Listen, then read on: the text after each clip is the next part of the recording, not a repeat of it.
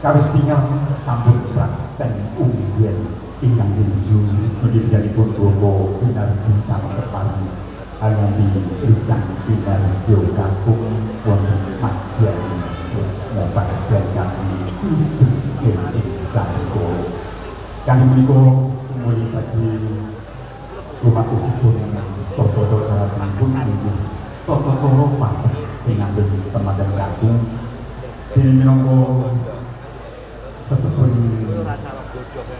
pangunjung saking Pemadang Kakung utawi cundhak menawi keparing badhe masaken ingkang Bapak Triyono ingkang jumenipun kasumbi Bapak Sukarman Soho Bapak Sriyadi punten ingkang keparing badhe hanang harbi soho hanang dipanganken pasar menjadi Bapak Darno ingkang jumenipun kasumbi Bapak Daryono Soho Bapak Sriyadi ing madyaning saka kanggem menika menggah umatosipun tata cara satinaming Pemadang Kakung dadi dipunaturaken karana nyekal sekal moco dan dulu larasipun sendiri pandhep so kanthi menika dumateng para-para ingkang dikandhani sasonipun sasana kasembahan sumangga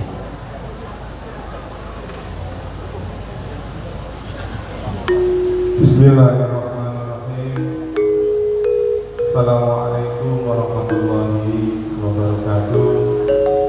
Nuwun Bapak Bapak sesuai saking Kakang Mas Kawula Bapak Puji Widodo ini masahaken minangka taranipun basa saha taranipun atur ingkang pisan salah taklim Bapak Puji Widodo katur dumateng Bapak Dr. Andes Soeharto kami ucapan Assalamualaikum warahmatullahi wabarakatuh.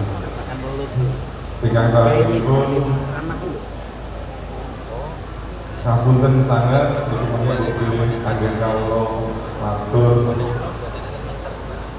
kagem pundi kagem kula nanging dalem tasih belajar pangunjung temanten saking Madiun nanging dalem aslinipun Surabaya apabila mangke wonten kakiranipun anggen kula matur mawi ing dalan kula kalon agung samudra pelaksana mungkin saged kawiwitan anggenipun kalau matur agem gending dalan kula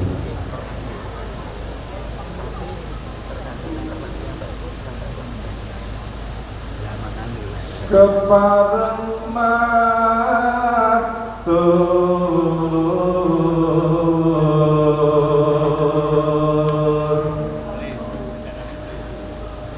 ing ngarsa Bapak Dr. Andes Soeharto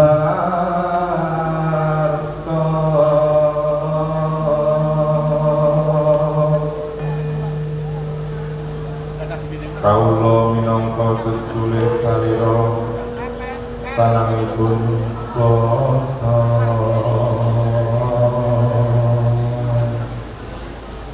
saking Kakang Mas Kawula Bapak Puji Widodo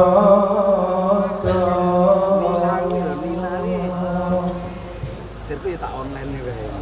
minangka sesule panangipun basa saking Bapak Puji Widodo kinten masrahaken Ponang Pemadang Kakung putra Bapak Puji Widodo ingkang paring asma Dimas Mahendra Putra ingkang kula sampun kajabaken kalawan Roro Ayu